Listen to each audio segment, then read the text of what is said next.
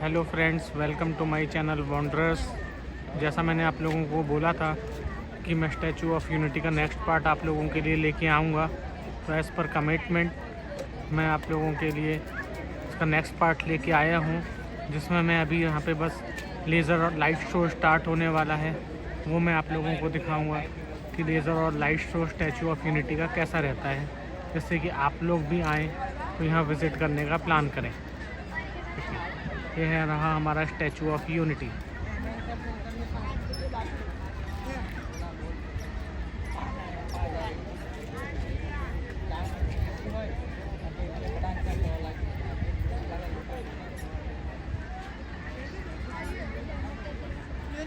ये है statue of unity. Weather बहुत ही ब्यूटीफुल हो रहा है, तो यहाँ बहुत ही अच्छा लग रहा है यहाँ पे।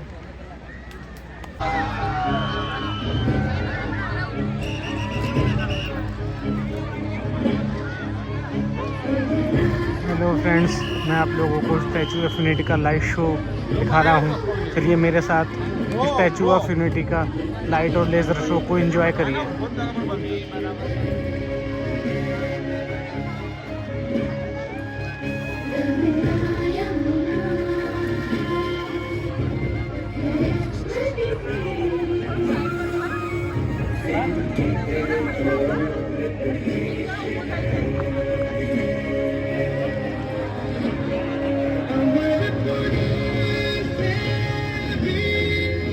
मैं आप लोगों को स्टैचू ऑफ यूनिटी का लाइट शो दिखाने की कोशिश कर रहा हूँ, तो चलिए फ्रेंड्स मेरे साथ स्टैचू ऑफ यूनिटी का light and laser show enjoy करिए।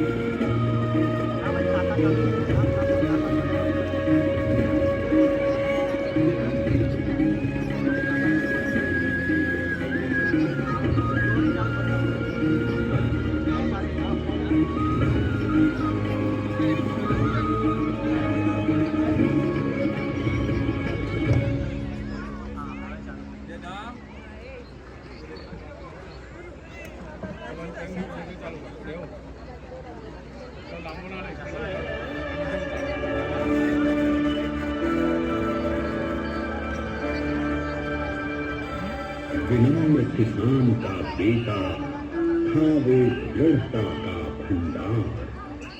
वल्लभ भाई पटेल नाम कहलाता था सरदार।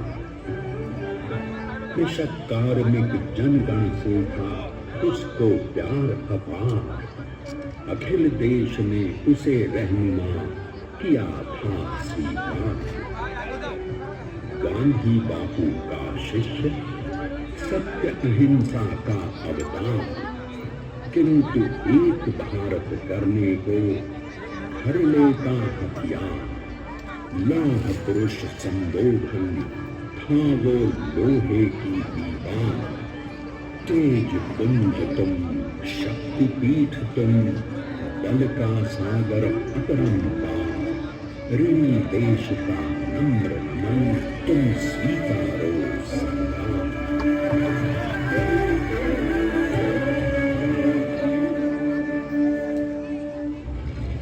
1857 में अंग्रेजों को ललकारने वाले पहले स्वतंत्रता संग्राम के एक सक्रिय सिपाही थे झवेर भाई पटेल।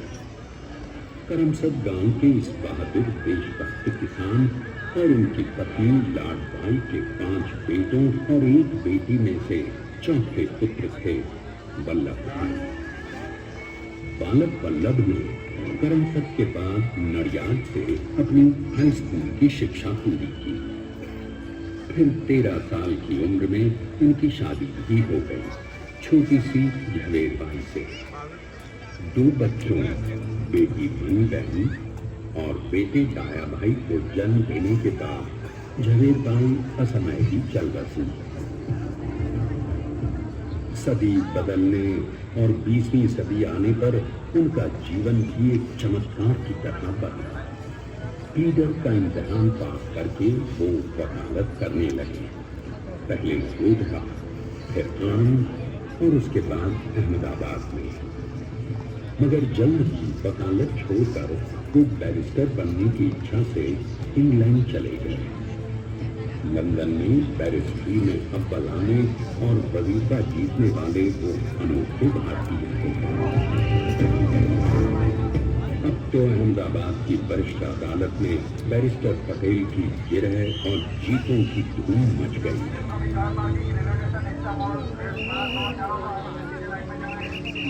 कभी एक युग पुरुष ने वल्लभ भाई के जीवन की धारा ही बदल दी।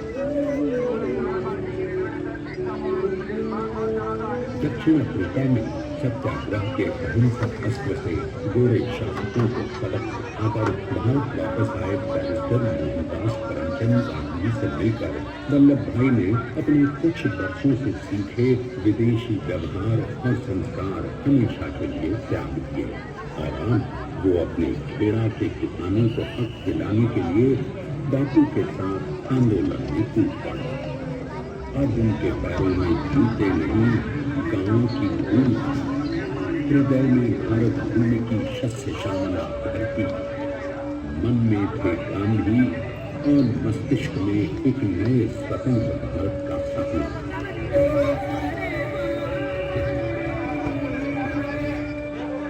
तभी बारडोली के मजबूर मजलूम किसानों की यातना का समाचार उनके पास पहुंचा। तुरंत वल्लभ भाई वहां पहुंचे और यूं शुरू हुआ भारत का सबसे बड़ा और सफल किसान आंदोलन बारडोली। वल्लभ भाई ने बारडोली के 87,000 किसानों को ऐसा अटल अचल मनोबल दिया कि अंग्रेजी सरकार हिल गई और एक बरस के बाद उनका लगान माफ कर दिया गया। अब तो पूरे देश में लोग वल्लभ भाई के नाम की कस्में खाने लगे। स्वयं महात्मा गांधी ने कहा, अब वल्लभ भाई मेरे शिष्य या साथी नहीं, सारे देश के सरदार हैं और देश को मिल गया एक अनोखा असरदार सरदार।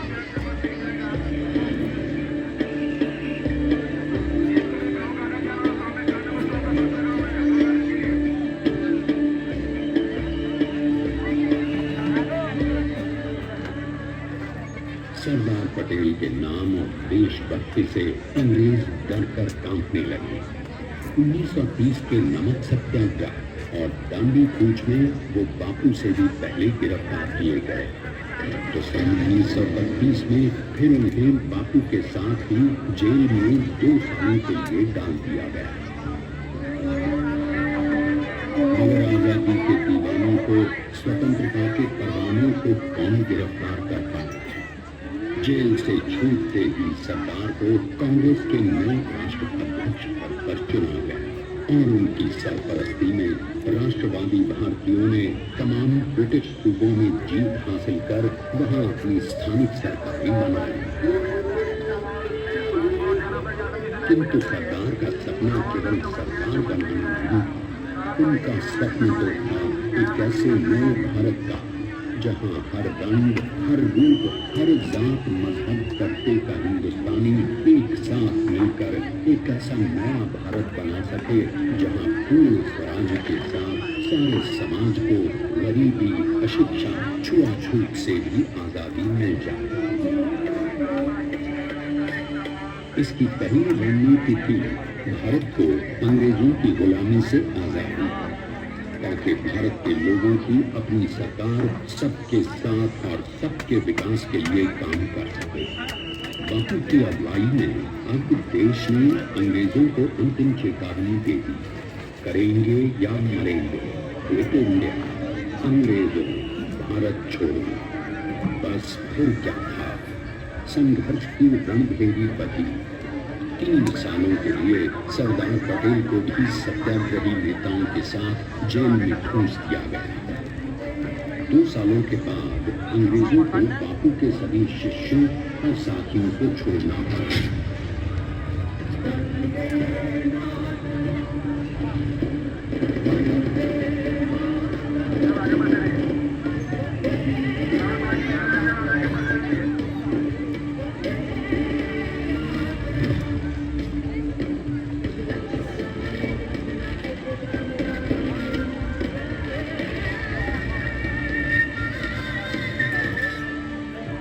स्वतंत्रता के स्वप्न के सच होने के साथ अब सरदार पर कई एक नई जिम्मेदारियां थी। आने वाली आजादी की तैयारी और एक नए भारत के लिए नए लोकतांत्रिक संविधान की संरचना। जैसा उनके साथी ने खुद कहा था, सरदार ने ही 6वीं हथौड़ी लेकर एक नए भारत को उकेरा है।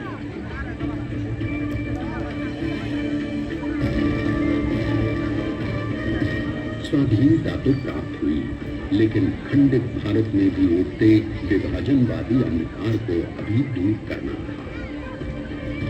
जब देश के खंड होने का भय उत्पन्न होने लगा, तो सरकार ने निर्भय होकर खुद अपनी केंद्र सरकार और साथियों को भी चुनौती दे डाली और जम्मू कश्मीर को बचाने के लिए सारे देश का आकाश वायुयानों से भर गया। ठीक है फ्रेंड्स, मिलते हैं नेक्स्ट वीडियो में नेक्स्ट डेस्टिनेशन के साथ। आपको ये मेरा वीडियो कैसा लगा मुझे कमेंट करके ज़रूर बताइएगा। ठीक है friends, bye bye, tata, take care. ये था स्टैचू ऑफ यूनिटी का लाइट एंड साउंड शो।